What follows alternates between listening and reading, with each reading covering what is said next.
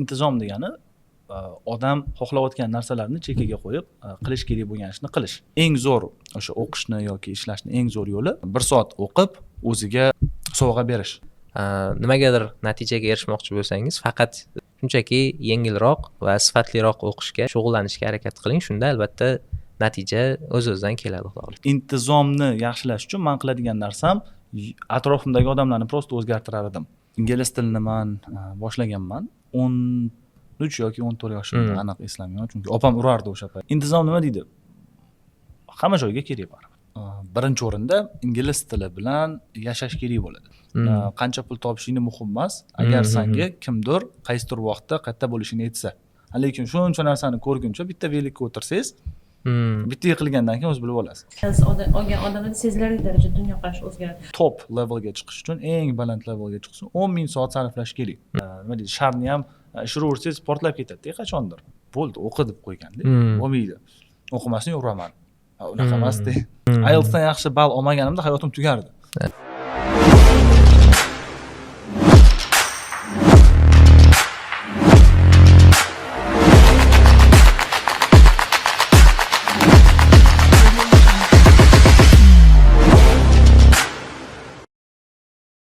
Assalomu alaykum hurmatli kuzatuvchilar. Intizom podkastining navbatdagi soni e'tiboringizga havola etilmoqda. Bugungi mehmonimiz Abdulbosit Abdullayev, IELTSdan 8,5 ball egasi hamda xalqaro toifadagi CELTA sertifikati egasi. Marhamat, xush kelibsiz. Assalomu alaykum. Xush ko'rdik podkastimizda ko'rganimizdan. Abdulbosit aka, endi an'anaviy tarzda birinchi kirish qismida o'zingizni tanishtirishdan boshlasak. Ismim Abdulbosit Abdullayev. O'zim Qo'qon shahrida tug'ilganman. Endi hozir Toshkentga ko'chib kelib yashayman, chunki ishlayman bu yoqda o'qiyman. Endi bu yerga men birinchi maqsadda IELTS CELTA bo'yicha kelganman. O'shalar haqida ozgina aytaman. Birinchi o'zim 16 yoshimda topshirganman IELTSni, 8 olganman. Keyingisi o'sha ikkinchisi 8,5. Hozir shu ijtimoiy tarmoqda ingliz tilidan dars beraman. O'sha onlayn ingliz tili kurslari, IELTS kurslari o'quvchilarga ingliz tilini o'rgataman. O'sha aytganingizdek, CELTA sertifikatini olganman. Shu yozda o'qidim. Ancha qiyin bo'ldi lekin. IELTS 8,5 ball olishingizda intizom roli qanday bo'lgan? Shuni ochiqroq. Endi o'zi intizom boshda ko'rish kerak nima degani. Intizom degani odam xohlayotgan narsalarni chekkaga qo'yib qilish kerak bo'lgan ishni qilish. Masalan, shunaqa o'zi bitta teoriya bor. Umumiy intizom deganda nimani tushunasiz? Intizom deganda o'zi xohlayotgan narsalarni chekkaga qo'yib, kerakli narsani qilish. Masalan, menga IELTS kerak bo'lganligi uchun men IELTSni qilganman. Kimgadir sport kerak bo'lsa, sportni qiladi-da. Tushunarli. Hammaga ma'lum, IELTSdan 8,5 natijaga erishish u oson narsa emas. Ya'ni istalgan odam borib 8,5, 8, 9 olib ketadigan unaqa odatiy hol emas. Ya'ni 8,5 natijaga chiqish qiyin bo'lmadimi siz uchun? Ya'ni aytyapsiz, birinchi topshirganimda 16 olgan, 8 olganman. Birinchi topshirganimda 16 yosh edim. O'shanda yoq 8 olganman deyapsiz. 8 bilan 8,5 orasida ham katta farq bor aslida. Juda ko'p minglab hatto odamlar IELTSdan 8 olib turib, ya'ni C1 darajani olib turib, C2 ga o'tishga rosa qiynalishadi. O'sha yarim ball uchun ancha harakat qilishadi. 8,5 ga chiqish qiyin bo'lmadimi? Yoshni ham inobatga olish kerak. 16 yoshda 8 olish bu albatta katta mas'uliyat deb o'ylayman. Bu yerda bitta narsa bor. Men o'zim o'ylayman, odam qanchalik yosh bo'ladigan bo'lsa, ko'proq narsa qilishi mumkin. Chunki 16 yosh, 15 yosh, 14 yosh, masalan, hozir 8, 8,5 olgan o'quvchilar juda ham ko'p-da. Men bu narsani 2-3 yil oldin olgan bo'lsam, nimaga bunaqa deyapman? Chunki vaqti ko'p ularni. Masalan, 15 yoshli bolani qiladigan ishi yo'q. 24 soat ichida faqat ovqat yeydi, uxlaydi.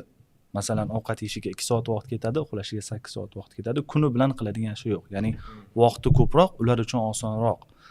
Masalan, yoshi katta siz bo'lishingiz mumkin yoki siz, masalan, buni qilishingiz qiyinroq. Sababi siz ishingiz bor. Ertalab ishga borasiz, kechqurun ishdan kelasiz, u yerda oilangiz bor. Baribir ishdan kelganingizdan keyin charchashingiz kerak. Lekin yosh bo'lganda menga osonroq bo'lgan, sababi vaqtim ko'p edi. Xohlagan vaqtim o'qirdim, xohlagan vaqtim xohlagan ishimni qilar edim-da. Ochiqlik kiritib ketsak, shu yerga qanaqa masalan tayyorlanishingiz uchun nimalar qilgansiz? Jadval tuzganmisiz yokida qanaqadir plan bilanmi? Qanaqa bo'lgan bu? Tartiblar qanaqadir, kun tartibingiz. Endi menda kun tartibi degan narsa o'zi bo'lmasada oldin IELTSga tayyorlanayotganimda ham deyarli hozir ham kun tartibi yo'q. Prosta intizomni yaxshilash uchun men qiladigan narsam atrofimdagi odamlarni prosta o'zgartirar edim. O'qimoqchi bo'lsam, o'qiydigan odamlar bilan yaqinroq bo'lardimda, 3tasi 4tasi o'qiydigan bo'lsa, men ham o'qib ketardim. Ularning oldida uyalasizda o'qimasangiz. Masalan, o'rtoqlaringiz hammasi o'qiydigan, siz telefonni olib Instagramda o'tiradigan bo'lsangiz, g'alati bo'ladi u narsa. Shunaqa qilardim. Mana shu narsani o'zi sizga uyat hisob keladi va intizomli bo'lib ketasiz. Life hack. Odamlar masalan nimadir qilolmay turgan bo'lsa, prosta atrofidagi odamlarni sal o'zgartirib qo'ysa bo'ldi. Demak siz jamoaviy ishlashga moyilroq odamsiz. Shunaqa. Ya'ni sizga atrof muhit, atrofingizdagi odamlar ko'proq salbiy yoki ijobiy ta'sir o'tkazadi. Tushunarli. Demak, jamoa, ya'ni atrofingizdagi odamlar, atrofingizdagi kishilar, muhit siz uchun muhim ahamiyatga ega deb tushundik. Undan tashqari o'sha atrofingizdagi odamlarni saralash uchun, filtrlash uchun qanaqa bosqichlardan o'tgansiz? Masalan, qiyin bo'lishi mumkin, qanaqadir yaqin do'stingiz sizni intizomingizni buzishga, sizni rejalaringizni nima deydi, hurmat qilmaslikka harakat qilishi mumkin-da. Ya'ni sizni kun tartibingizga qarshi masalan takliflar bilan chiqishi mumkin. Ketdik kontra o'ynaymiz, ketdik PUBG o'ynaymiz va hokazo. O'rtasida bu hozir. Endi o'z do'stlarning har xil turi bo'ladi. Masalan, sizda do'stlar bo'lishi mumkin, ulfatlar bo'lishi mumkin. Har xil maqsad uchun bo'ladi. Masalan, ulfatlar nima uchun? Ovqatlanish uchun, yoki counter PUBG o'ynash uchun, yoki masalan haqiqiy do'stlaringiz bor. Ular ingliz tilida aytiladi universal narsalar uchun. Ya'ni bemalol ular bilan gaplasha olasiz va ishdagi do'stlar bor. Ya'ni qanaqadir manfaatli o'qishingizda bo'lishi mumkin, ishingizda bo'lishi mumkin. Ulardan qanaqadir manfaatingiz bo'ladi. Ularning ham qanaqadir manfaati bo'ladi sizdan. Ish bo'lganda ko'rishasiz, o'qishingiz bo'lganda ko'rishasiz. Shunaqa. Endi bularni o'zi birinchi kategoriyaga bo'lib olish kerak. Masalan, ulfatlarmi? Mayli ulfatlar. Kontra o'ynash kerakmi? Mayli o'ynash kerak. O'zini absolyutni chopmaslik kerak. Odam bitta narsadan bo'ldi. Men kuniga 20 soat ishlashim kerak emas. Eng zo'r o'sha o'qishni yoki ishlashni eng zo'r yo'li nima? 1 soat o'qib, o'ziga qanaqadir sovg'a berish. Ingliz tilida aytiladi reward deb. 1 soat o'qiganingizdan keyin masalan aytishingiz mumkin, ko'chaga chiqib ozgina aylanib kelaman. 1 soat o'qiganimdan keyin mana shu kichkina narsani qilaman deydigan bo'lsangiz, o'zingizda motivatsiya bo'ladi o'shani o'qish uchun. Men o'zim ingliz tili payti shunaqa qilardim ko'p. Hozir o'tiraman, masalan bitta listeningni qilaman, bitta readingni qilaman va shundan keyin tushib multfilmni ko'rishim mumkin yoki mana shu kinoni ko'rsam bo'ladi. Yoki mana shu o'yinda o'ynasam bo'ladi. Yoki o'rtoqlarim bilan masalan soat 6 ga yoki 7 ga ko'rishni reja qilib qo'yganmizmi? Qiladigan narsam nima bo'ladi? 6-7 gacha nimadir qilib qo'yaman, bemalol yuraman.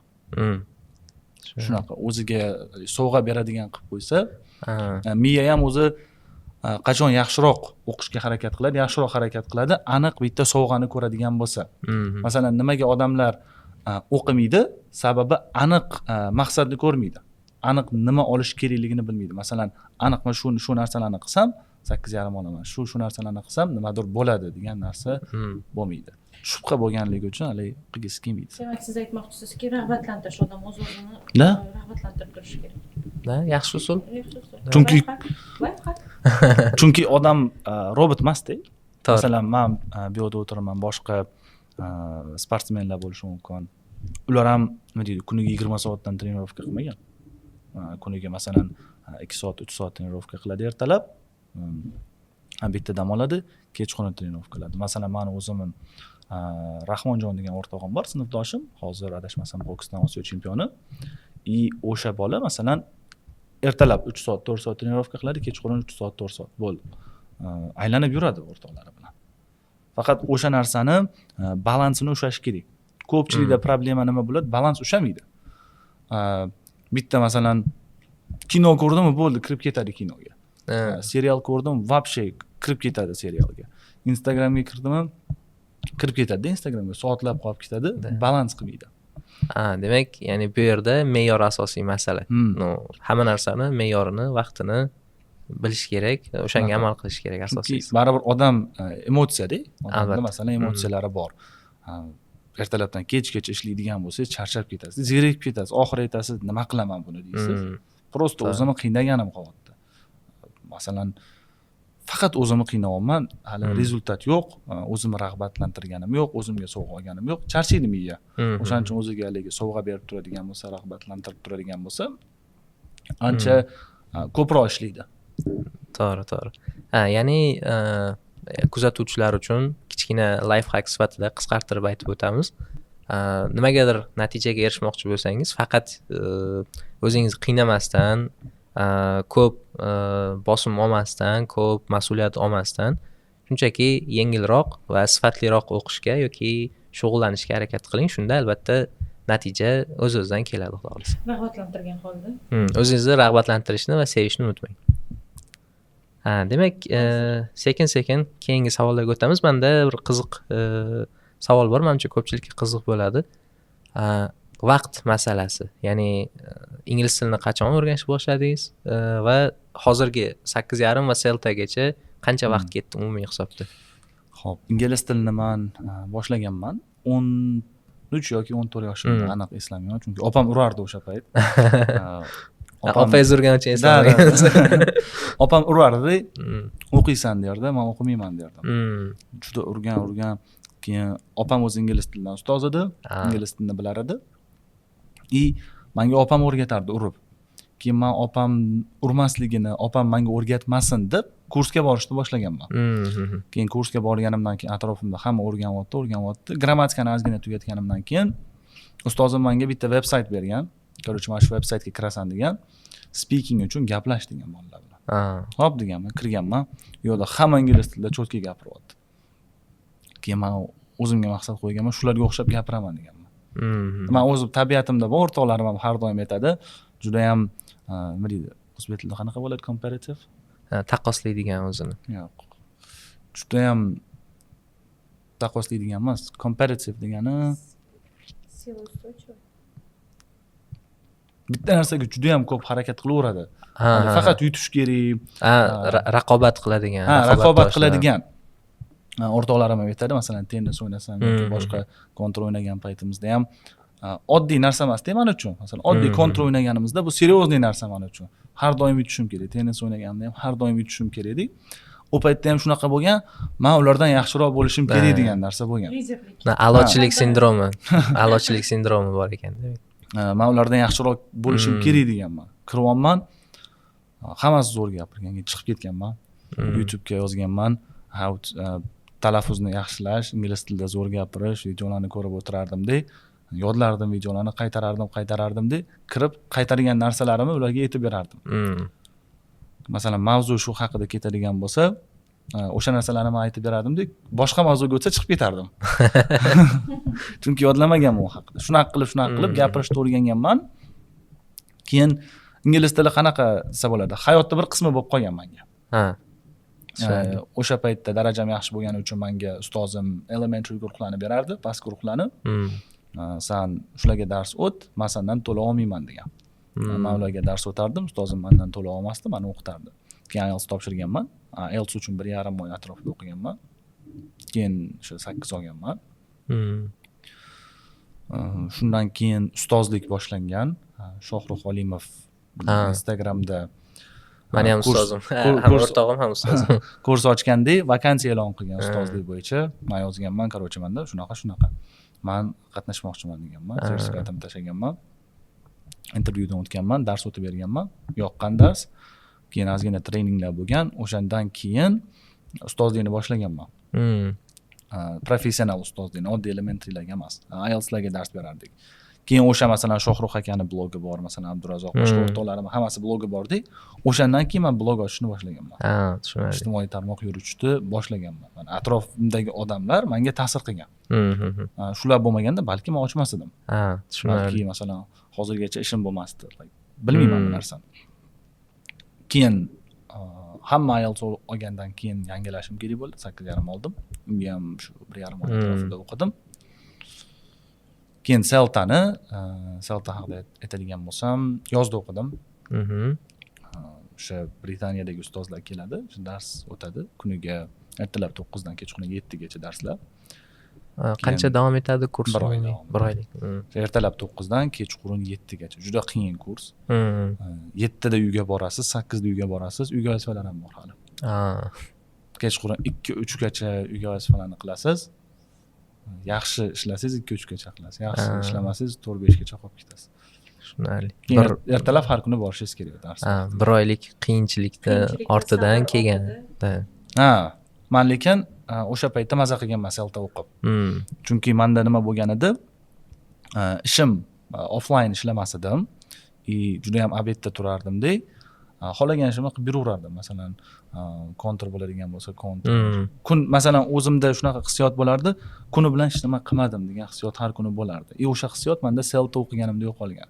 Chunki ertalab soat 7:30-8 da turyapman, darsga boraman, kechqurun kelaman, boshimni ko'tarmasdan dars qilaman faqat. Ya'ni majbur edim unga, chunki pulini to'lab qo'yganman. Arzon narsa ham emas, Celta $2000.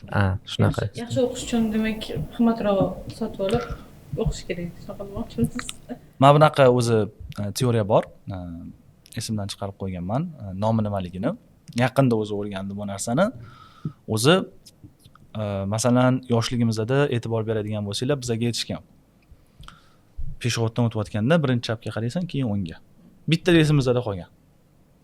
Bitta resimizda qolgan. U narsani qaytarish shart emas. Hali lug'at yodlayotgandek chap tarafga tarjima qilib o'tirmaganmiz, analiz qilib o'tirmaganmiz. Bo'ldi.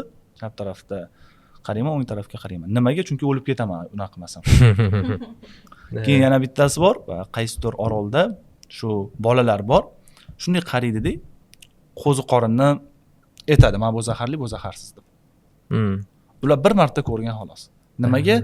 Agar zaharligini yeb qo'ysa o'ladi. Hayotda ham shunaqa. Bu narsani hamma narsaga qo'ysiz bo'ladi. Masalan, Celta o'qimadim, bo'ldi, tugaydi nimadir. Hayotingizda nimadir yomon narsa bo'ladi-da. Mana shu yomon narsani bo'lishini bilsangiz, yaxshiroq o'qishni boshlaysiz. Masalan, o'quvchilar nimaga IELTS deylik, masalan, IELTS ga o'qimaydi, chunki ularga kerak emas. Absolutno kerak emas. Lekin o'sha o'qishga kirish payti shunaqa o'qishadi ular.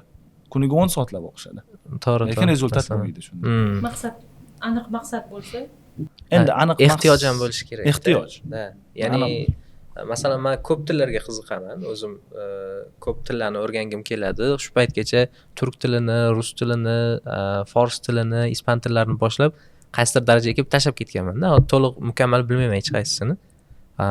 Chunki ehtiyoj, kuchli ehtiyoj bo'lmagan. Masalan, men ispan tilini o'rgansam, falon davlatga borib, falon ishga joylashaman. Yo fors tilini o'rgansam, menda falon bitta ishga kirish imkoniyati bor. Yo falon daromadim oshadi degan ehtiyoj bo'lmagan. Shunchaki ular tillarga qiziqqanim uchun, u tillar menga jozibali yoki chiroyli ko'ringani uchun, qanaqadir muhabbat bo'lgani uchungina o'rganganman va vaqtim torayib kelishi bilan qanaqadir boshqa muhim ishlar, ehtiyojlar paydo bo'lganda ularni to'xtatishga majbur bo'lganman.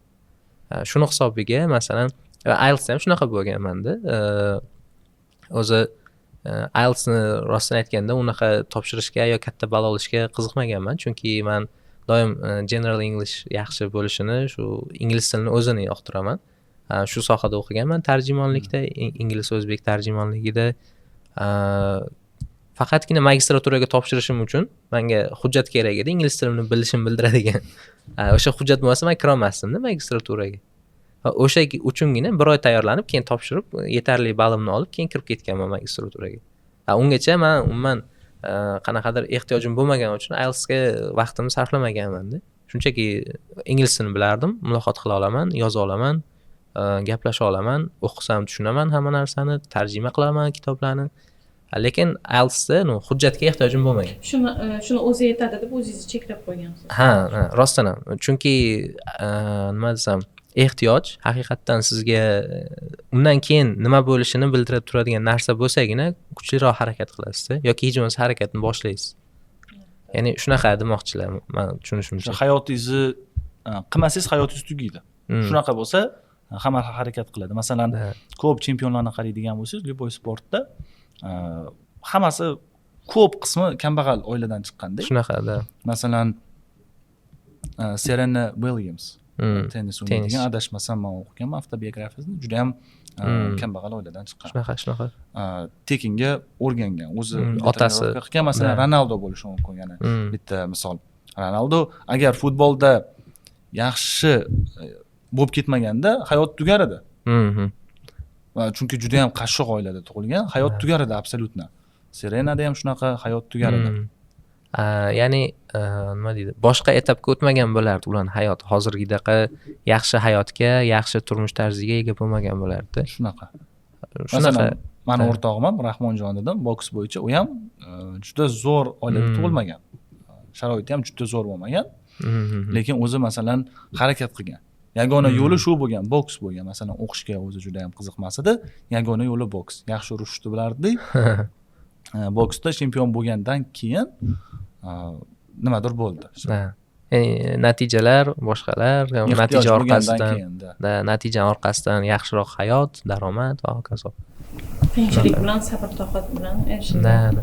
O'zi odamda menimcha eng katta turtki, motivatsiya shu ijtimoiy holat bo'ladi. Ya'ni haqiqatdan tirishib o'qishga yo nimadir natija ko'rsatishga harakat qiladigan odamlar yo quyiroq qatlamni farzandlari, ya'ni o'rtacha yoki undan pastroq oilalarning bolalari yoki bo'lmasa qanaqadir e'tiborga, masalan, boy oilaning farzandlari bo'lgan taqdirda ham yetarlicha e'tibor, mehr va hokazo yoki diqqat markazida bo'lishga ehtiyoj sezgani uchun nimagadir harakat qilishadi. Ko'p tanishlarimda, o'zim kuzatgan odamlarda shunaqa. Chunki ularning oxirgi yo'lida boshqa yo'l yo'q ularning. Shunaqa. Masalan, siz oddiy aytaylik qanaqadir o'rtacha ayiq deylik. Ayiqni bilan kimdir sizga aytyapti, masalan, men shu ayiqni yutadigan bo'lsang, $10,000 beramiz. Agar endi yutqazayotgan paytingda seni olib chiqib qo'yamiz deyapti. Agar sal yutqazishing aniq bo'lsa, olib chiqib qo'yamiz deyapti. Siz ozgina urushasiz, motivatsiyangiz yo'q, chiqib ketasiz. Ha, bo'ldi, $10,000 kerak emas. Lekin shunday qo'yib qo'ysa, agar o'ldirmasang, o'lib ketasan sen desa, shunaqa odam harakat qiladi, o'zi bilmay qoladi. To'g'ri. Ya'ni hayot mamot masalasi yoki yaxshiroq natija, yaxshiroq bosqichga ko'tarilish masalasi baribir ko'p narsani hal qiladi umuman hayotda. Shunaqa. Demak, hayot saboqlariga o'tib ketdik. IELTSdan tashqari hayotingizda intizom sizga yana qayerlarda yordam bergan va yordam berib kelmoqda? Mavzumizga qaytamiz. Xo'p, IELTSdan tashqari. Endi o'zi kelganimizning umumiy maqsadi IELTS. Undan tashqari nimaga yordam beradi? Masalan, kanalim yuritishga yordam beradi. Dars o'tadigan bo'lsa, masalan, darslarimga plan tuzishga yordam beradi. Masalan, darslardan tashqari har kuni o'zim videolar olishim kerak o'quvchilarim uchun. Bitta video masalan 1/2 soat, 35 minut vaqt oladi. O'shani olish uchun ham baribir ancha ko'p energiya ketadi. Ba'zida videoning o'rtasida noto'g'ri gapirib qo'ysangiz, o'chirib olishingiz kerak bo'ladi. Yana boshdan olasiz. Endi intizom nima deydi? Hamma joyga kerak baribir. Hobbi bo'ladimi? Oddiy o'qishingiz bo'ladimi? Oddiy ishingiz bo'ladimi? Hammasiga kerak bo'ladi baribir. Menga shu bo'lmasa ham sezilarli darajada odamga yordam beradi. Menga eng o'sha yordam bergani Celta payti. Juda eng ko'p o'qigan paytim Celta payti. Kuniga soat 9 dan 7 gacha, kechasi 2-3 gacha o'qiydim. Demak, Celta haqida gap ochilganda bir so'ramoqchi edim. Hayotingizni ikkiga bo'ladigan bo'lsak, Celtadan oldin va Celtadan keyin qanaqa o'zgarishlar bo'ldi? Xo'p, birinchi o'rinda ustozlik haqida aytadigan bo'lsam, ustozlikka qarashim o'zgargan. Ustozlik qanaqa bo'ladi, o'zi ustoz kim, qanaqa dars berish kerak, mana shu tarafdan birinchi o'rinda o'zgargan. Ikkinchi o'rinda Celtada o'rgangan narsalaringizni hayotingizni boshqa qismlarda ham qo'llashingiz bo'ladi. Masalan, Celtada shunaqa narsa bor, anticipated problems degan narsa bor. Bu narsa darsdan oldin siz problemani aniqlab yechim qidirasiz. Masalan, bugun grammatika darsi o'tyapman, present simple ni o'tyapman va o'quvchilarda mana shu problemalar bo'lishi mumkin degan narsa bor. Problemalarni yozib chiqasizda, ularga yechim qilasiz. Hali problema chiqmasidan oldin. Bu narsani hayotda ham ishlatsangiz bo'ladi. Любой ish boshlayapsizmi? mana shu problemalar bo'lishi mumkin. Chiqmasdan oldin yechim qilib qo'yasiz. Ehtimoliy oldindan. Mana shu narsa ham katta foyda bergan o'sha finansiy tarafdan. Endi Celta olganingizdan keyin yaxshi ishlatsangiz, yaxshi foydalansangiz, moliyaviy tarafdan ham ancha yaxshiroq bo'ladi. Ko'proq topish boshlanadi deb o'ylayman. Ham, ya'ni Endi o'zimda shunaqa bo'lgan endi bilmadim boshqa. Ya'ni ham hayotiy tajribalarda, hayotiy masalalarda, ham moliyaviy masalalarda anchagina farq o'sish bo'lgan, ya'ni. Da, o'zim ham Celta o'qiganimdan keyin menda motivatsiya bo'lgan, yana boshqa sertifikatlarni o'qiyman degan. Delta o'qimoqchi bo'lganman, lekin Deltaga qabul qilishmaydi. Hali keyin Celtadan keyin 2 yil bo'lish kerak Delta uchun. Juda katta sertifikat u. Hozir TESOL degan sertifikat bor. O'shani o'qiyapman. Endi u Celtadan ancha osonroq. Prosta endi o'qib qo'yapman. Shunaqa bitta narsani o'qiganingizdan keyin yana o'qigingiz keladi boshqasini. Chunki u yoqdagi atrofingizdagi odamlaringiz zo'r, hammasi o'qiydigan odamlar sizga yordam beradi-da. To'g'ri. Rasman. Maqsadlaringiz o'zi qanaqa? Celtadan keyin ana Deltani ham oldingiz deb aytaylik. Qanaqa maqsadlaringiz undan keyingi? Endi Delta hozir nima deydi? Olmayman deb turibman. Hozir men o'zim Singapurskida o'qiyman, 3-kursman. O'ylayotgan narsam o'rtoqlarim bilan sayohatga chiqib ketmoqchi edik. Butun dunyo sayohatiga. Chunki bizda masalan Celta bor. Celta degani nima? Любой davlatda siz ishlaysiz bo'ladi. Masalan Koreyaga borasiz, IELTS'im bor, Celta'm bor, bo'ldi ishlab ketaverasiz.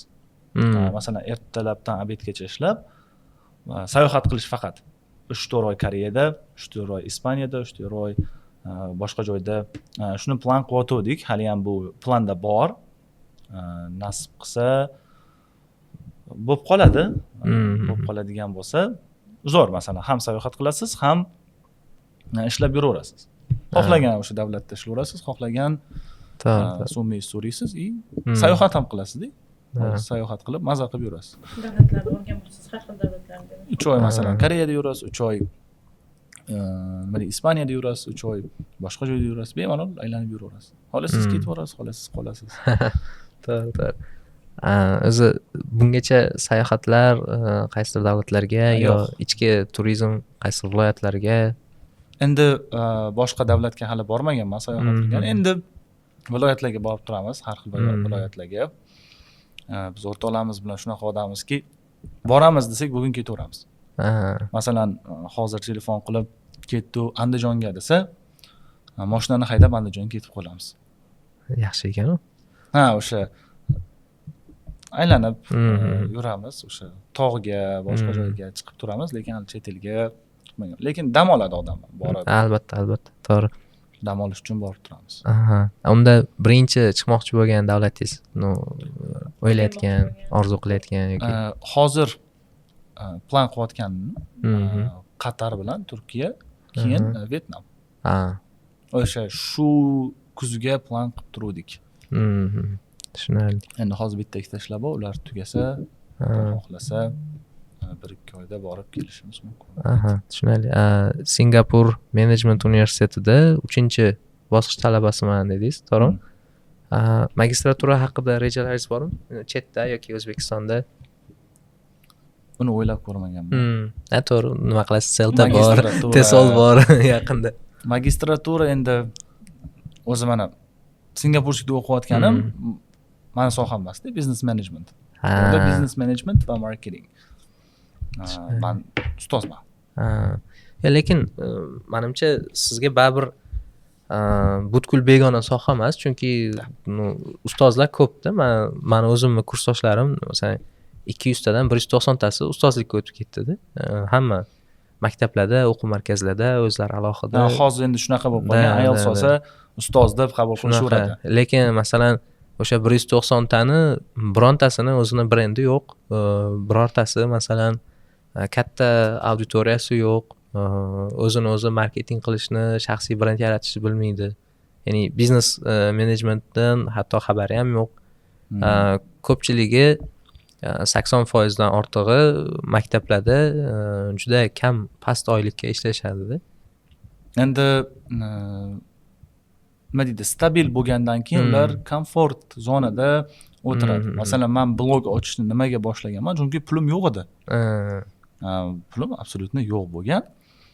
Blog ochishim kerak. Men esimda birinchi kursimni ochgan paytim umuman pulim yo'q bo'lgan payti. O'sha 3-4 kun ichida kurs ochganman, 180 ta o'quvchi qo'shilgan. Juda xursand bo'lganman o'sha payt. O'sha qanchadir summa topganman. O'shandan keyin aytganman, ha, blog yurish kerak. Orada baribir ba'zida yurtmagan paytlarim bo'ladi, ba'zida yurtgan paytlarim bo'ladi. Lekin o'sha nolga tushib qolgandan keyin o'zi odam harakat qiladi. Voy, nimadir qilishim kerak deydi. O'sha blog yurtgan paytimda ham shunaqa holat bo'lgan. Kursimda odamlar o'qimagan.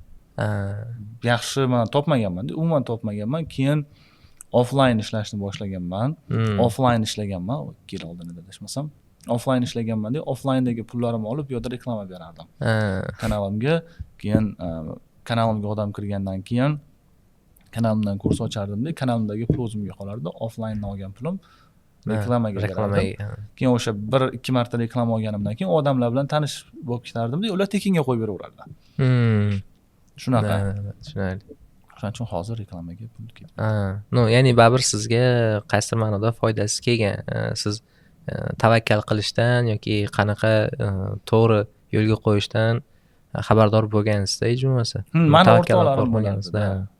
Mani o'rtoqlarim. Faqatgina menimcha moddiy taraflama emas, balkim hozir mingdan oshiq o'quvchilaringiz bor. U minglab o'quvchilarga yordam berish bu o'zi ham katta ish deb o'ylayman, katta yutuq deb o'ylayman. Yana hozir yoshni ham inobatga olishimiz kerak. 19 yoshida minglab o'quvchisi bo'lish bu o'zi katta yutuq deb hisoblayman.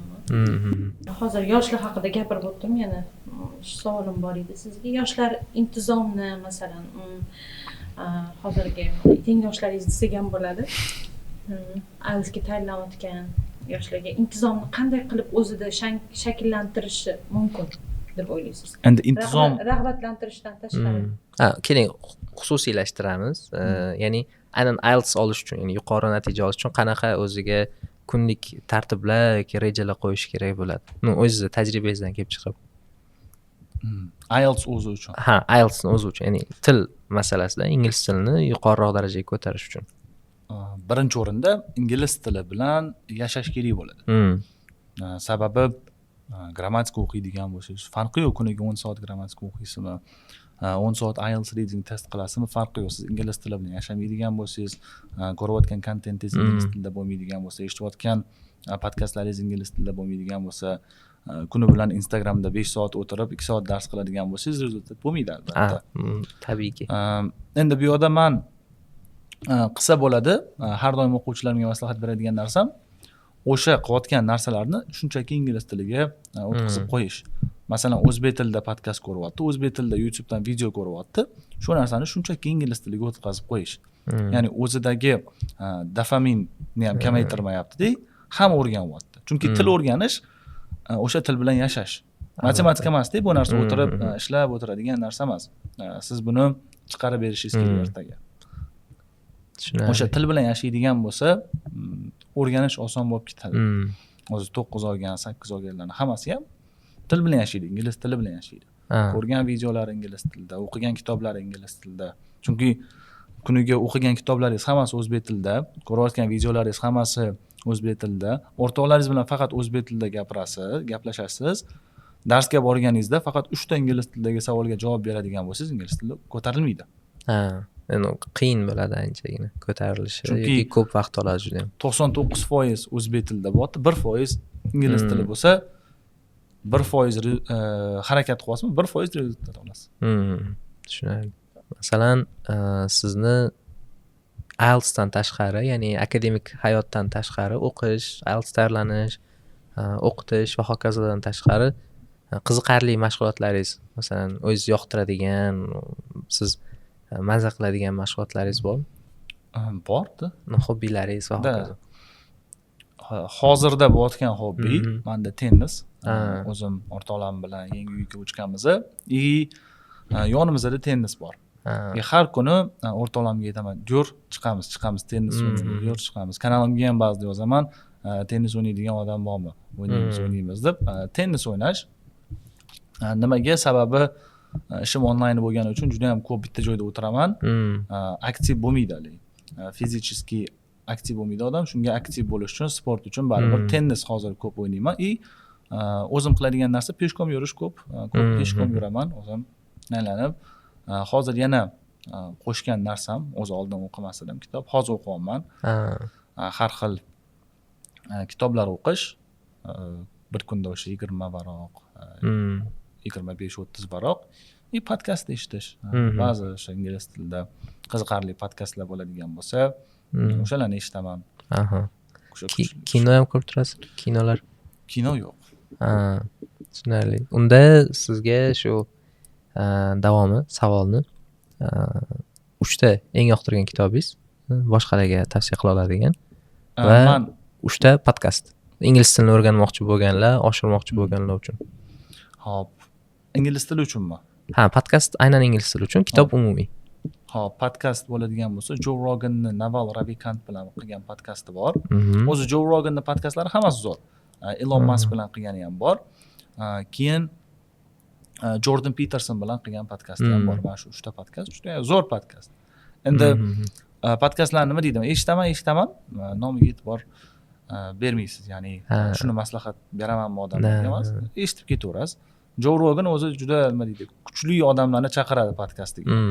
Trumpni, prezidentlarni, eng tepadagi o'sha 0.001% odamlarni chaqiradi-da.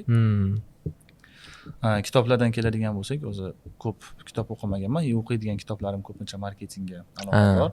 Hali bir varoq marketing, show your work. Keyin Principles degan kitob bor. O'tgan yildan oldingi yil o'qigandim.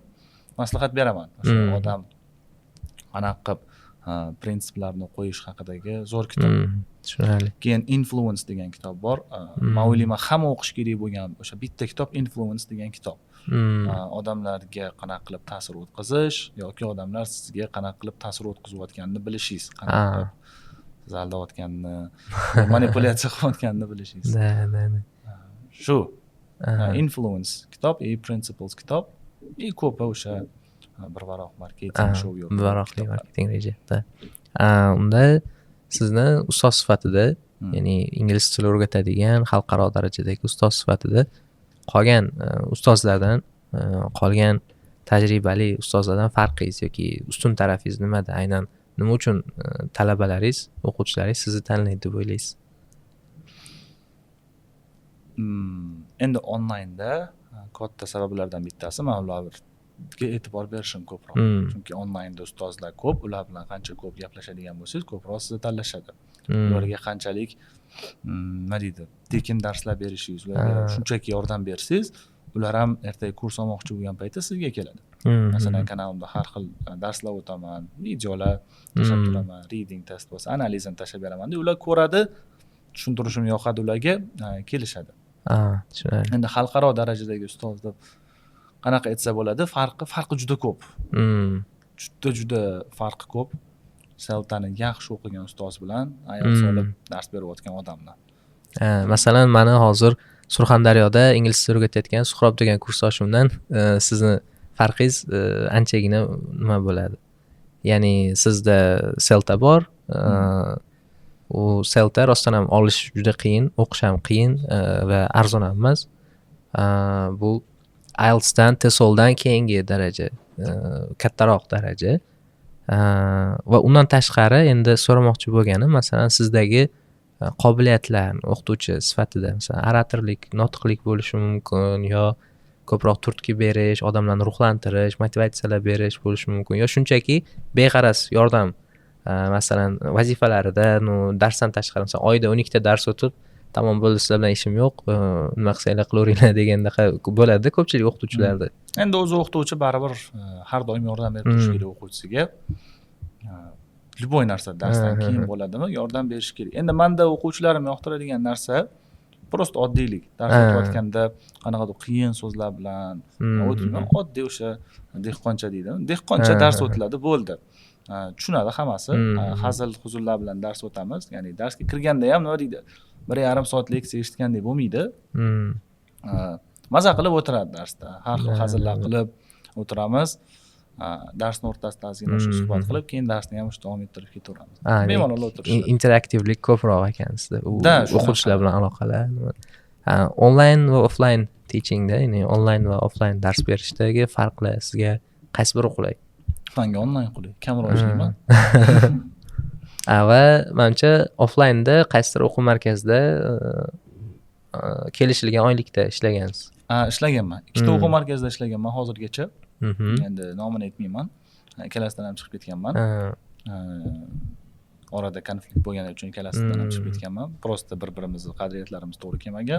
Ular shuncha vaqtda shunaqa qilasan degan, men aytganman, buning ilojisi yo'q.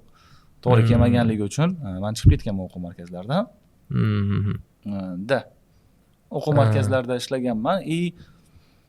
Yaxshi o'quv markazida ishlasham, lekin baribir odamni o'zi uchun onlayn yaxshi, kamroq ishlayman.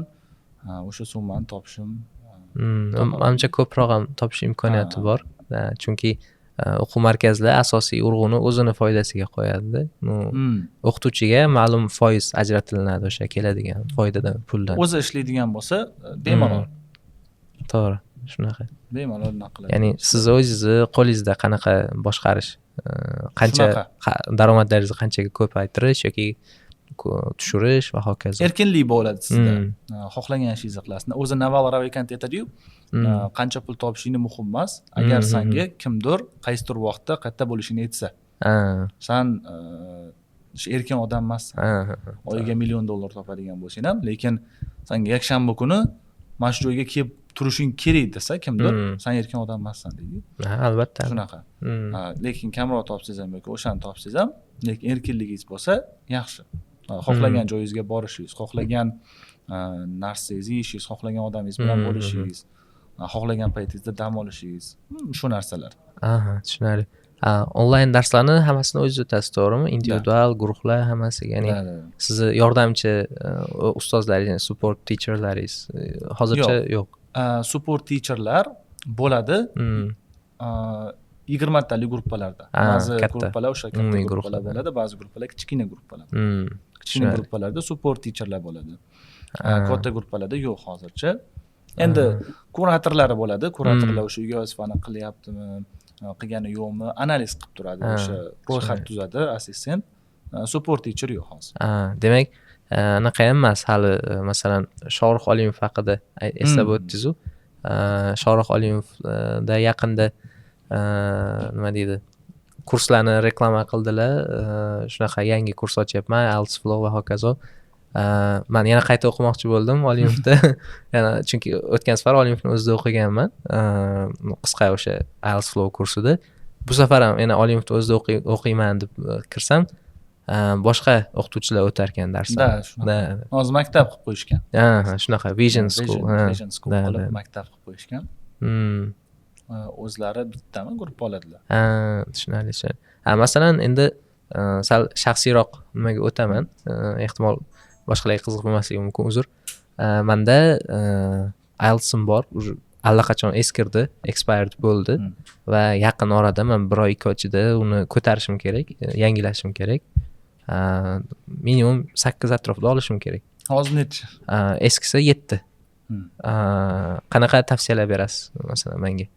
7,5 qariyb. Salkam 0,25 ga. Hammaga qiziq bo'lsa kerak. 7,5 dan 8 ga ko'tarilish. Endi o'zingiz birinchi analiz qilishingiz kerak. Sizda qaysi qismlarda pastroq natija chiqqan, masalan, speakingda menda. Demak, speakingda pastroq chiqqan bo'lsa, siz ko'proq ingliz tilida gaplashishingiz kerak, gaplashadigan odam topishingiz kerak. Yoki prosta o'sha onlayn veb-saytlarda gaplashsangiz bo'ladi. O'zi hammali partner topishim kerak deydi, shart emas. Free for Talk degan veb-sayt bor. Men o'zim 1 yil ishlatganman shu veb-saytda, o'sha General English o'qiyotgan paytimda. Bilmasam ham kirib eshitib o'tiraverardim, gaplashib o'tiraverardim odamlar. Har xil native'lar ham bor, non-native'lar ham bor. O'shalar bilan gaplashsangiz bo'ladi. Chunki speaking baribir gapirganingizdan keyin yaxshilanadi. Albatta. Gapirmasdan masalan kuniga 20 soat video ko'rsangiz bo'lmaydi. Chunki menda hozir asosiy atrof muhit, ish jarayonlari hammasi o'zbek tiliga o'tib ketgan. Shuni hisobiga speakingim ancha pasaygan. Menimcha siz aytgandaqa ko'proq Da. gapirib maqulman. O'zi masalan velosiped haydashni Mhm. o'rganish uchun Haydash kerak. haydash kerak. YouTube'ga Da. kirib how to qanaqa qilib o'sha velik haydasa bo'ladi Da. degan videolar mayli bor. U videolardan o'rgana olmaysiz baribir. Da. Ular nima deydi? Velikka o'tirasan, pedalni aylantirasan, keyin velik yuradi, tezroq yursang, yiqilishing qiyinroq bo'ladi, to'xtasang yiqilasan deydi. Lekin shuncha narsani ko'rguncha bitta velikka o'tirsangiz, bitta yiqilgandan keyin o'z bilib olasiz. Da. Va o'sha sizga velik haydashni o'rgatayotgan qaysidir bitta hind aka yiqilishingiz haqida aytmaydi. Ha, o'zi yiqilganingizdan keyin nima deydi? Bilasiz, qaytib yiqilgingiz kelmaydi. To'g'ri. Bu yoqda ham xuddi shunaqa. O'zingiz qiladigan bo'lsangiz, o'shanda o'rganasiz. Kimdir aytadigan bo'lsa, leksiyalarga kirib o'tirish baribir foydasi yo'q. Da, to'g'ri. Qiziq emas ham. Menda ham bitta savolim bor edi.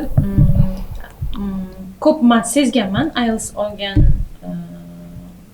atrofdagi IELTS olgan odamlardan sezganman. Dunyo qarashi ham juda katta o'zgarish seziladi IELTS olgan odamlarda. IELTS masalan faqat tiliga o'rgatadimi, yana nimani o'rgatadi sizningcha? Xo'p. Masalan, dunyo qarashi dedik, xo'p. Dunyo qarashi ko'p odamlarda sezilarli darajada IELTS olgan odamlarda sezilarli darajada dunyo qarashi o'zgaradi. Hozir aytdingiz-ku, sentrlarda ham konfliktlar bo'lgan deb. Men ko'p shu narsani ko'rganman, shu dunyo qarashi o'zgarganini hisobiga ham shu sentrlarda konflikt yuzaga keladi deb o'ylayman. Sizningcha, savolimizni qisqacha aytaman yana.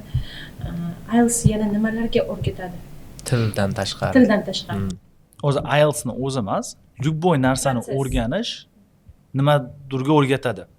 Masalan, IELTS nimaga o'rgatishi mumkin? Sizni disiplinga o'rgatishi mumkin. Intizomga, ya'ni. Siz nimaga IELTS bu yoqda alohida o'sha odamlarga dunyoqarashni yaxshilaydi? Chunki odamlar IELTSdan yaxshi ball olgan odamlar har xil millatdagilar bilan ko'p gaplashadi. Har xil millatdan o'rtog'i bor. Masalan, hamma o'rtog'i o'zbek emas. Hammasini fikri bir xil emas-da, ular gaplashadi, masalan, ispanlar bilan gaplashadi, nemislar bilan gaplashadi, hindlar bilan gaplashadi. Hammasi bilan eshitadi, analiz qiladi hammasini. Hammasidan nimadir oladi. Ha, hammasidan nimadir oladi, prinsiplarni o'rganadi. Ha, ularda bunaqa ekan, bizda bunaqa ekan. Ha, bularda bunaqa ekan, hammada har xil ekan degan narsa bo'ladi, o'zi uchun analiz qiladi. Da. Ha, shunda nimadirni o'rganadi-da. O'z bo'lmagan holatda dunyo qarashi ham o'zgarib ketadi. To'g'ri. Shunaqa, chunki ingliz til o'rganyaptim, dunyo qarashi ham o'zgaradi. Va menimcha o'zi IELTS faqat shunchaki til o'rganish sxemasi emas, ya'ni tizim emas. Unda masalan ayniqsa writing va speakingda siz reproduktiv qobiliyatlaringizni ko'rsatasizda. Siz shu paytgacha olgan bilimingizni masalan speakingda qaysidir global mavzuda gapirib berishingiz kerak bo'ladi. Iqlim o'zgarishi yoki muzliklarning erib ketishi yoki bilmayman, tabiatni asrash yoki umuman elektromobil bilan dvigatelli avtomobilni, ya'ni kengroq narsaga, kengroq ma'lumotlarga, ehtimol u hayotingiz davomida sizga elektromobil bilan oddiy avtomobilni farqi kerak bo'lmas, lekin o'sha aynan gapirishingiz uchun har qanaqa mavzuda siz o'zingiz fikringizni bildirishingiz uchun, ya'ni bir tekstda qoqilmasdan gapirishingiz uchun ko'p mavzularni o'rganib chiqasiz. Masalan, men ko'p tarixiy voqealarni ingliz tili darsliklarida o'rganganman. Ko'p shaxslarni men ingliz tili darsliklarida o'rganganman. Ingliz tilida shu men juda ko'p dars qilmayman, men tanladim. Lekin ko'p marta shu berilgan o'zingga berilgan passajlarda yoki tarix yoki ekologiyaga duch kelamizda. Ko'p bilmagan narsalarimni shu rezingda o'qib, shunaqa. Calm War esimda, sovuq urush haqida men umuman bilmas edim. Shu rezingda o'qib keyin bildim. Da. Shunaqa, masalan, Tereza onani men maktabda shu ingliz tili darslikda kimligini taniganman-da.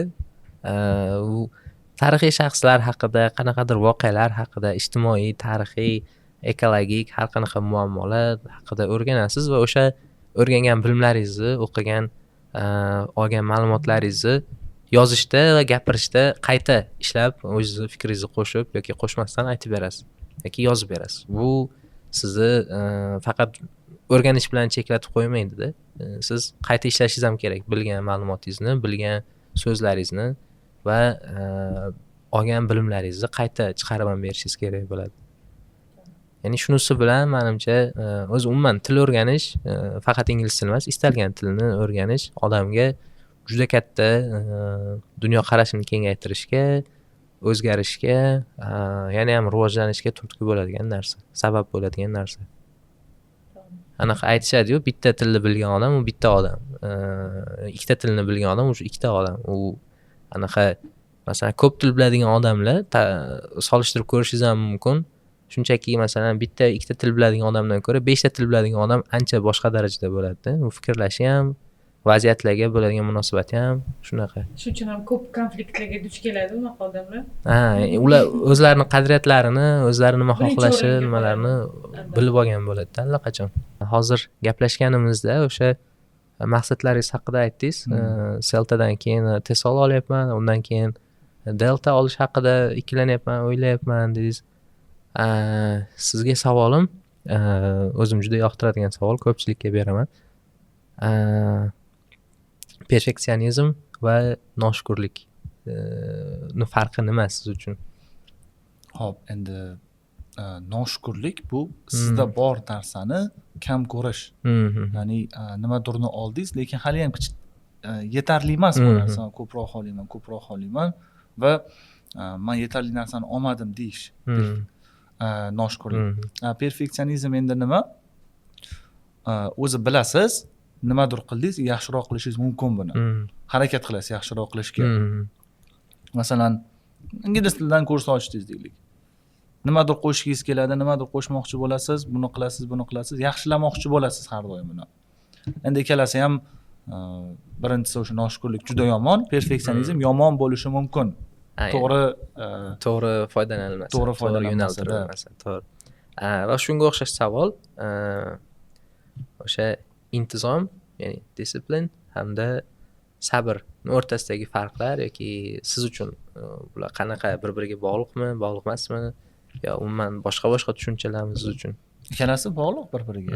Chunki intizom o'zi aytganimdek boshida o'zini xohishlarini chetga qo'yib kerakli narsani qilish. Bu narsa bir kun yoki 2 kun emas, ancha vaqtda qilish. 1 yil davomida, 2 yil davomida, 3 yil davomida o'zi bitta narsani top levelga chiqish uchun, eng baland levelga chiqish uchun 10,000 soat sarflash kerak. 10,000 soat sarflash uchun sizga intizom birinchi o'rinda, sabr. 10,000 soat kuniga hisoblasangiz 3-4 yil bo'lib ketadi. Kuniga o'sha 3-4 soatdan vaqt sarflaydigan bo'lsangiz 4-5 yil bo'lib ketadi. 4-5 yil bitta narsani qilib yurish juda ham katta sabr talab qiladi. Albatta, u o'z-o'zidan bo'ladigan, ya'ni shunchaki orzu qilganingiz bilan amalga oshadigan narsalar emas, to'g'ri. Xo'sh, endi shunga mosroq savol, intizomsiz, umuman tartib intizomi yo'q, umuman nima deydi, xohlagan payt turib, xohlagan payt yotadigan, kunini rejalashtirmaydigan odamlar yoki dangasroq odamlar, misol menga o'xshagan, IELTSdan yuqori ball olishi mumkinmi? Bemalol. Mana aytayapman, IELTS ingliz tili. Til o'rganmoqsiz. Til o'rganish uchun ertalab turib kofe ichib, yugurib kelib, trenirovka qilib, yuzingizni muzli suvga tiqib, muzli vanna qilish shart emas unga. Xolos siz obedda turasiz. Men o'zim ham ertalab turadigan odam emasman. Juda kech turaman. Soat 12da turaman ba'zida. Biz birgamiz qalban. Prosta o'sha o'rganish uchun prosta ingliz tilida gapirsa bo'ldi u odam. Masalan, meni o'rtoqlarim bor. Ulardan ham 8,5, birinchisida 8 olgan, ikkinchisida 8,5 olgan. Umuman ingliz IELTSga tayyorlanmagan o'sha bola.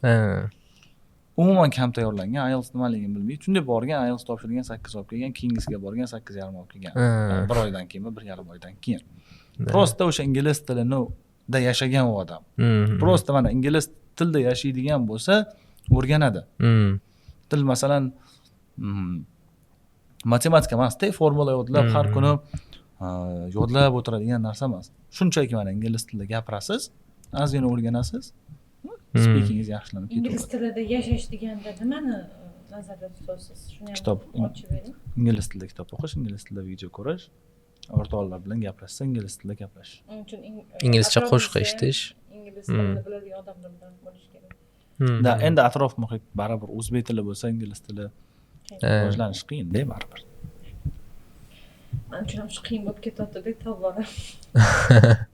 o'qish kerak. Ya o'zi rostdan boshida to'g'ri gap aytdilar. Anaqa biz hozir hayron qolamiz-ku, 16 yoshda qaysidir bola IELTSdan necha olibdi, 12 yoshda. Men o'zim 4 yil oldin boshlang'ich elementary o'qitgan ikkita o'quvchim bor edi, tanishimni farzandlari, o'g'il qiz. Hozir 12 yoshda. 8 oldi bittasi 7,5 oldi. 12-13 yoshli bolachalar. Bir zamonlar men ularga so'z o'rgatganman, sakramoq nima desa, tujam bo'ladi, bunaqa deb o'rgatganman-da. O'shalar 4 yil ichida hozir IELTS mendan ancha yuqori. Misqalab yuribsiz. Shunaqa. Ya'ni aytmoqchi bo'lganlaridek, anaqa rostdan ham yoshligida odamni vaqti ko'proq bo'ladi, diqqat qaratishi ancha oson bo'ladi va kecha bir gap eshitgandim. Hayotni o'sha boshlang'ich 20 yili eng uzun davr. Eng uzun va eng samarali davr. Ya'ni undan keyin o'sha ketdi, siz ishlaysiz, oila haqida qayg'urasiz, munosabatlar va hokazolar, muammolar, ijtimoiy va hokazo, pul topishingiz kerak bo'ladi, uy olishingiz va hokazo. Shu bilan ketdi, keyin anaqa diqqatingiz bari bo'linadi. Shu uchun yoshlikda shu 20 yoshgacha IELTS olinglar, nima olmoqchi bo'lsangiz olinglar, qaysi tilda o'rganmoqchi bo'lsangiz o'rganinglar. Keyin qiyin bo'ladi. Men o'zim qiyin bo'ladi deb o'ylamagandim yoshligimda. Masalan, kattalar aytishardi-da, hozir o'qish kerak, keyin o'qiy olmaysan, keyin men 50 yoshga kirsam ham o'qiyman baribir, vaqt ajrata olaman deb o'ylardim-da o'shanda. Vaqt ajratasiz, lekin juda kam. Masalan, yoshligingizdagidek bir nechidir surunkali o'rgana olmaysiz-da, doimiy o'rgana olmaysiz. Shu uchun hozir shu 20 yoshgacha yoki undan 1-2 yil ham mayli, shu o'qishingizni tugatgunizcha, haqiqiy katta turmush tashvishlariga o'tguncha hamma narsani vaqtini qadrlab o'rganib olinglar. Bir shunaqa gaplarni kirgan. Juda qiyin-da keyin o'rganish. Da, keyin. Chunki men hozir tavsiya berayotganim sababi, men o'sha yoshdan endigina o'tdim-da. Ya'ni oxirgi 1-2 yildan beri men doimiy ishlayapman. Avval juda erkin bo'lganman, freelance bilan shug'ullanganman, tarjimalar bilan faqat. Ya'ni men qayerqadir ertalab 9 dan 6 gacha borishimga ehtiyojim bo'lmagan yoki kunimni 8-10 soatini ishga sarflamaganman-da. U paytda menda ko'p vaqt bor edi, kanal yuritardim, blog yuritardim, tarjimalar bilan shug'ullanardim, xohlagan joyimga, sayohatga va hokazoga borardim. Endi bu cheklangan hamma narsa. Ishlash kerak. Endi ishlash kerak, pul topish kerak, och qolmaslik kerak. Shunaqa. Da, shunaqa. Xo'p, endi o'sha 20 yoshgacha bo'lgan bolalarga, tengdoshlaringiz, ukalaringiz va hokazolarga umumiy maslahatlaringizni aytib keting. Umumiy 3 ta maslahat. Farqi yo'q, xohlasangiz 4 ta ayting. Yoki bunaqa desak bo'ladi, qaysi sizni odatlaringiz boshqalarda bo'lishni xohlaysiz? Sizdagi o'zingizda bo'lgan va sizga foyda keltirgan o'sha odatlar 20 yoshgacha qanaqadir maqsadi bor odamlar. Rag'batlantirish. Da, birinchisi mana shu narsa o'zini rag'batlantirish. Nimadir qildimi, odam o'ziga nima deydi? Sovg'a berish kerak. Sen shuni qilding deb o'ziga motivatsiya berib turish kerak-da. Chunki har kuni ravo boshida aytganimdek, o'zini majburlab ishlaydigan bo'lsa, qachondir portlab ketadi u narsa. Masalan, nima deydi, sharni ham ishiraversangiz portlab ketadi-da qachondir. Har kuni stress kelaversa, o'zingizni majburlab ishlasangiz, bir kuni nima qilaman deb tashlab ketaverasiz. Ikkinchi o'rinda, любой narsani o'rganayotganda u narsani sizga majburligini ko'rsatishingiz kerak. Ya'ni boshida aytganimizdek, ehtiyoj degan bo'lsa hayoti tugaydi. O'sha narsani analiz qilib olish kerak. Masalan, men IELTSdan boshqa narsa o'qimaganman-da maktab payti. IELTSdan yaxshi ball olmaganimda hayotim tugardi. Ya'ni boshqa kasbingiz yo nima tayanch nuqtangiz yo'q edi boshqa. 10-sinf, adashmasam 10-sinf edim, 10 oxirlari. Boshqa narsa o'qishga vaqtim bo'lmagan. Nimadir o'qiy olmasdim, biologiyami, matematikami o'qishga vaqtim juda ham kam. IELTS oxirgi yo'l. IELTS o'qiysiz, o'zi hammasi ketaveradi. Uchinchi maslahat, nimadir o'qish. Nimadir albatta o'qish. Ingliz tili bo'ladimi, matematika bo'ladimi, любой narsani o'qish har doim baribir bekorga kattalar aytmaydi, o'qish odamni rivojlantiradi deb. Chunki o'qigandan keyin miyangizdagi bilimni hech kim olib qo'ya olmaydi. Masalan, qachon olib qo'yishi mumkin? O'lganingizda olib qo'yishi mumkin. Da. Masalan, pulingizni olib qo'yadi, telefoningizni olib qo'yadi. Masalan, meni telefonimni kimdir olib qo'yishi mumkin. Kompyuterimni sindirib qo'yishi mumkin. Lekin ingliz tilini o'zim o'rgangan narsalarimni hech kim olib qo'ya olmaydi-ku. Da. Qoladi o'shalarni ishlatib yana nimadir qilishi mumkin. Keyin eng katta maslahatim blog yuritish. Shaxsiy brend. Shaxsiy brend degan so'z bilmadim, menga yoqmaydi qandaydir. Shunchaki o'sha blog yuritish, odamlarga o'zini tanitish, endi baribir shaxsiy brend-ku. Odamlarga o'zini tanitish. Chunki yaqinda o'sha Show Your Work degan kitobda yana bitta o'qidim, oldin ham o'qigandim. O'zi bitta kitobni 2 marta o'qish kerak. Yaxshi tushunish uchun o'sha kitobda aytgan har xil narsalarni prosta qilgan ishingni ko'rsatsang, odamlar kelaveradi, qiziqadi. Masalan, Instagramda ham oddiy videolarni ko'ramizda, kimdir hayotini ko'ramiz, ovqat pishirishini ko'ramiz. Demak, juboy narsa qilsangiz odamlar ko'radi. Shunaqa. Shu narsa. Keyin oxirgi eng katta maslahatim atrofidagi odamlarni saralash, filtrlash, kategoriyalash. Yoniga yaxshi odamlarni yig'ish. Tushunadi. U uchun o'zi ham yaxshi odam bo'lish kerak. Masalan, IELTS 5 bo'lib turib, IELTS sohasida yana aytaman, IELTS 9 larning krugida bo'lmaydi. IELTS 8 larning krugiga qabul qilishmaydi u odamni. Xafa bo'lishi mumkin odam, lekin qabul qilishmaydi. Masalan, yana nima bo'lishi mumkin? Oddiy ustoz yoki endi masalan ustozlikni boshlamoqchi odamga maslahat berish mumkin kimdir. Lekin katta ustozlar krugiga qabul qilmaydi. Katta biznesmenlar uni krugiga qabul qilmaydi. O'sha krugga sal mosroq bo'lish kerak. Harakat qilib o'sha darajaga sal yaqinlashsa, atrofidagi odamlarni ham shunaqa odamlar bilan nima deydi, to'plasa bo'ladi. Tushunarli.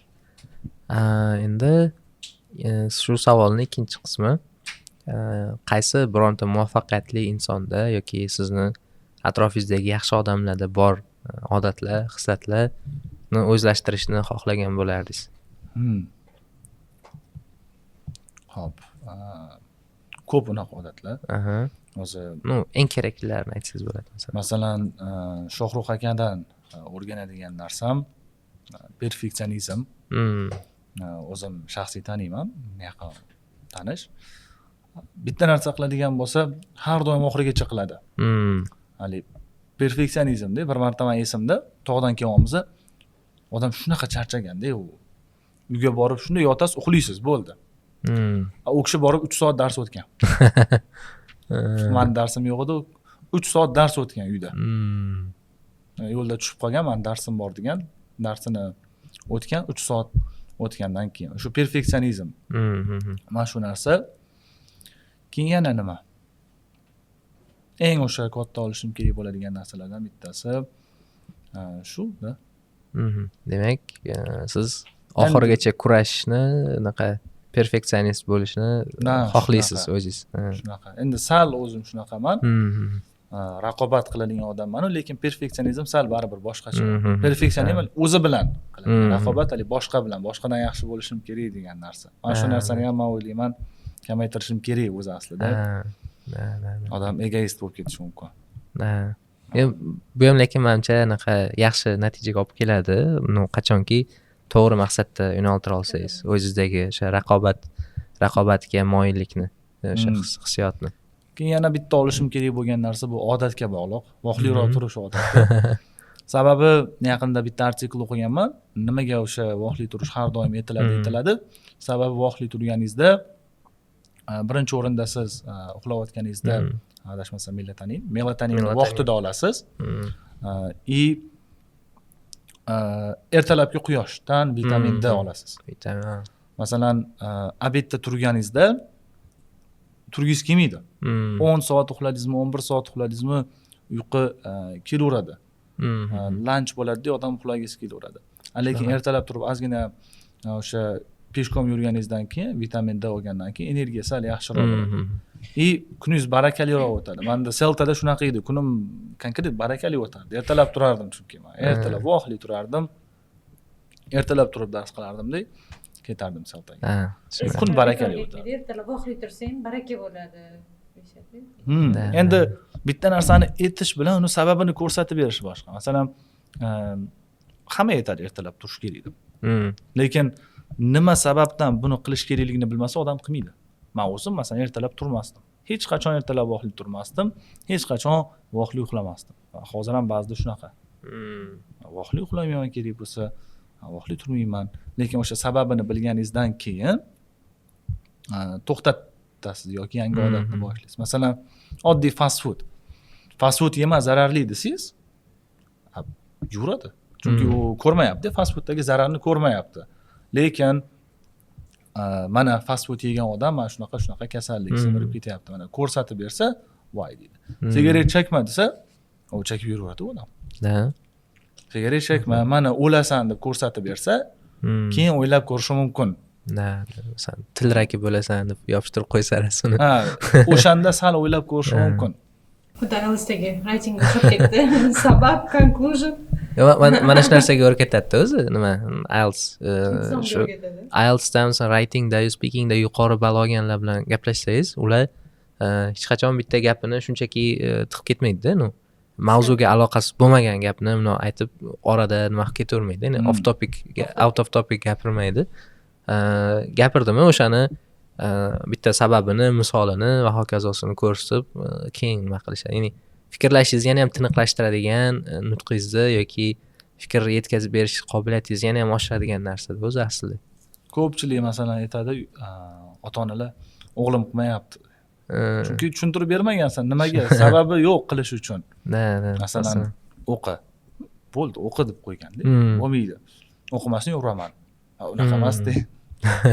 To'g'ri tushuntirishdi. Sizga kaltaklar bir zamonlar motivatsiya bergan-ku, balkim shunaqa motivatsiya beravergan. Opam urgan, opamda o'qimaslik uchun men kurs olganman. Motivatsiya bergan-ku, to'g'rimi? Endi baribir hammaga motivatsiya beradi. Zato kaltak bor, yo undan qochish uchun, yo yemaslik uchun. Baribir nima bo'lgan? Turtki bo'lgan. Endi o'sha o'qituvchilik faoliyatingizdagi qiyinchiliklar, qanaqadir qiyin yechilishi, qanaqadir ko'p vaqt olgan muammolar yoki qanaqadir siz kutmagan holatdagi qiyinchiliklar bo'lganmi o'zi? Endi hech qaysi kasbda ham hamma narsa oson bo'lmaydi. Har doim bir tekisda ketmaydi hech qaysi kasbda ham. Bo'ladi. Masalan, qanaqa qiyinchiliklarga duch kelgansiz? Dars jarayonida. Umuman o'qitish jarayonlarida. O'qitish jarayonida bo'lishi mumkin eng o'sha katta self olishimdan oldin ko'p bo'lardi. O'quvchilar tushunmasdi. Yoki tushunsa ham, tushundim deb aytaverardi, lekin tushunmasdi, ishlata olmasdi o'sha narsalarni. Masalan, grammatikal strukturani o'rgandimi? Bilmas edi. Qanaqa qilib ishlash kerakligini. Ishlatmas edi u bolalar. Bilardi, test bersa ishlardi, lekin qila olmasdi u narsalarni. Yoki o'sha uyga vazifani qilmasligi muammo bo'lardi. Keyin darsda qatnashmaslik juda ham katta muammo. Masalan, offline ishlayotganimni aytyapman. Chunki onlaynda bu muammolar kam ko'rinadi. Onlaynda endi o'qiydigan odamlar o'zi ko'proq bo'ladi, o'zi pul to'laydi, o'qimoqchi bo'lib, o'zi xohlab kurs oladi. Offline bo'lsa uydagilari bor degan, qaragan Cambridge International. Men bunga boraman deb prosta borib qo'ygan bo'ladi ko'pchiligi. Shunaqa. Darsda qatnashmaydiganlar muammo. Endi Celtadan keyin hali offline ishlaganim yo'q. Bitta ikkita o'sha dars o'tib berdim. Ko'rsatib dars o'tish qanaqaligini o'sha, lekin sifat zo'r. O'sha muammolar ketgan. O'quvchilar tushunmay qolish muammolari, o'quvchilar darsda nima deydi, qatnashmaslik muammolari, o'quvchilar javob etishga qo'rqadi ba'zi holatda. Masalan, men aytsam, men to'poy deb o'ylashadi hozir. Etmaydi mana shu muammolar. Uyga vazifani qilmaslik muammolari. Keyin darsda o'sha tushuntirmoqchi bo'lgan narsani yetkazib berish muammosi hal bo'lgan. Yana eng o'sha katta narsalardan bittasi o'rgangan narsasini ishlata oladi. O'sha Celta nimani o'rgatadi? Dars o'quvchi o'rganadi. O'quvchiga o'rgatishni o'rgatadi. Oson yo'lda o'rgatib qo'yadi, o'quvchi ishlata oladi. Hozir dars berishda shunaqa narsa bor-ku. Dars yaxshiligini qachon bilasiz? O'quvchi o'rgansa. Shunday. Farqi yo'q, ustoz eng zo'r speaker bo'ladimi, bu yoqda oratorlik qobiliyatlari zo'r bo'ladimi, bu yoqda zo'r prezentatsiyalar qilib qo'yadimi, zo'r formada keladimi, 1,5 soat cho'tki leksiya qilib beradigan bo'lsa, o'quvchi o'rganmasa, u dars yaxshi dars emas baribir. Tushunadi. O'sha qanaqa qilib bo'lsa ham, masalan, oddiy present simplemi darsning oxirida o'quvchilar present simpleda gap tuzolsa, o'zi xohlab masalan gapirayotgan paytda gap tuzilib ketsa, yaxshi dars. Tushunadi. O'quvchilarni ajratasizmi qaysi ma'noda? Masalan, sizga deylik, men tanishlarimdan, o'qituvchi tanishlarimda borda shunaqa holat. Ular doim masalan bitta yaqin tanishim bor, o'qituvchi, TESOL sertifikati, IELTS 8, 8,5 natijalari bor. Doim qanaqadir tayyor o'quvchiga dars o'tish xohlaydi. Ya'ni darajasi allaqachon B2 shunaqa, ya'ni ingliz tilida gaplasha oladigan va uni ko'tarib berishni xohlaydigan yoki o'zi maqsad bilan kelgan, o'qishni xohlaydigan o'quvchilarga dars berishni xohlaydi. Sizda shu o'quvchilarni ajratish, ya'ni endi yaxshi ma'noda, kamsitish boshqa emas, shunchaki yaxshi ma'noda ajratish odati bormi? Bo'ladi. Masalan, kursga qabul qilishda ajratish bo'ladi, masalan. Daraja minimum B2. Bo'lmasa olmaysan. Ya'ni masalan sizga nima deydi, hech narsani bilmaydigan talabalaringizni o'zingizdan o'zingiz qoniqmay boshlaysiz-ku, agar siz shuncha harakat qilasiz, men o'qitaman deysiz-ku, lekin ular ayniqsa katta guruhlarda ko'rinadi-yu, offlaynda boya aytganingizdek, ular shunchaki sayr qilishga kelgan odamlarda aslida. Shunaqa. Men onlayn o'qitgan paytimda ham, endi hozir offlayn o'qitmayman. Onlayn o'qitaman. O'quvchilarni absolyutni o'qimaydigan bo'lsa, chiqarib yuboramiz gruppadan. Qora ro'yxati bor. Kursga kirishdan oldin aytaman, chiqarib yuboraman deyman. O'qimasini chiqarib yuboriladi. 3 marta tushsang, chiqarib yuboriladi. Ko'pchiligi chiqarib yuborilgan. O'zbekistonda ham bormi? Masalan, yaqinda bitta o'quvchim bilan konflikt bo'ldi. Individual o'quvchim ko'p pul to'lagan menga. Bir kun dars, soat kechqurun 10 da dars o'tishimiz kerak. Men 3 minut kech boshladim darsni. Zoomni anaqa update qilayotgandim. Yangi obnovleniya kelgan ekan, obnovleniya qilayotgandim. 3 minutdan keyin men bosdim, linkni bosdim-da, jo'natdim, darsga kirdim. Kirmadi. Men kutib o'tiribman. Kirmadi. 10:30 da kirdi darsga. 10:30 da kirdi. Darsga kiruvdi, men aytdim. Qaradim, darsga kech qolyapsan. Birinchi so'radim, uyga vazifani qildingmi dedim. Yo'q dedi. Men nervim chiqib ketdim yana. Men kutib o'tiribman, uyga vazifani ham qilmagan. So'rayman. Qara dedim, darsga kech qolyapsan, o'zing to'g'irla dedim. Keyin endi qiz bola-da, baribir gapiraveradi qiz bolalar, tanolmaydi har doim. Aytibdi, bla o'zingiz darsda 3 minut kech boshlagansiz, unaqa dedi. Keyin bo'ptim, kartani tasha menga dedim. Kartasini tashadi. Qancha dars qolgan bo'lsa, hisobladim-da, pulini tashladim-da, bolalar qaytib dars o'tmayman senga dedim. Qaytib yozma menga. Kecha yozdi menga. Ustoz 1 oydan keyin IELTS topshirishim kerak, minimum 8 olishim kerak. O'zi natijasi juda zo'r o'quvchi-da. Prosta yo'l ko'rsatsangiz bo'ldi deydi. O'qitmayman sen. Endi bu ajratish bo'lishi mumkin, lekin menga endi baribir behurmatli qilgandan keyin men unaqa odamni o'qita olmayman. To'g'ri. Masalan, endi ajratish bo'ladi har doim. Masalan, ustoziga behurmatli qilyapti, o'qitilmaydi unaqa odam. Yoki men o'zimda shunaqa o'qitmayman unaqa odam. Yoki o'zi umuman o'qishga intilishi bo'lmasa, umuman xohishi, istaklari bo'lmasa, endi onlaynda u kam. Offlaynda ko'proq kuzatiladi. Onlaynda kamroq unaqa gruppadan chiqarib yuborish. Nima deydi? Chunki pul to'lashgan ular, so'mma to'lashgan. O'qishadi-da. O'zi yaxshi o'qishadi. Tashrifingiz uchun rahmat. Tanishganimizdan, siz bilan suhbat qilganimizdan xursandmiz. Mazmunli va maroqli suhbat uchun yana bir marta rahmat. Ozgina foydali bo'lgan bo'lsa xursandman. Bitta o'sha o'zi har kuni odam bitta narsa o'rganadigan bo'lsa ham 1 yilda juda ko'p narsa o'rganib Shunaqa. Bitta narsa o'rgansa ham kimdir, men xursandman. Masalan, ingliz tiliga aloqadorman, oddiy hayotga aloqadorman. O'rgansa Tushunarli. Demak, rahmat. Yana bir marta ishlaringizda, keyingi maqsadlaringizda sizga doim muvaffaqiyat tilaymiz. O'sha o'zingiz ko'zlagan sertifikatlarni, o'zingiz ko'zlagan natijalarni olishingizni tilaymiz va Xudo xolasa yana boshqa loyihalarda yoki qaysidir yili masalan Delta olganingizdan keyin yana bir marta suhbat qilamiz. Nasib qilsa Yaxshi albatta. natijalar bilan yanada ko'proq Xudo Nasib xolasa qilsa. ketish bo'lsa agar yaxshi natijalarda ko'rishamiz. Salomat bo'linglar.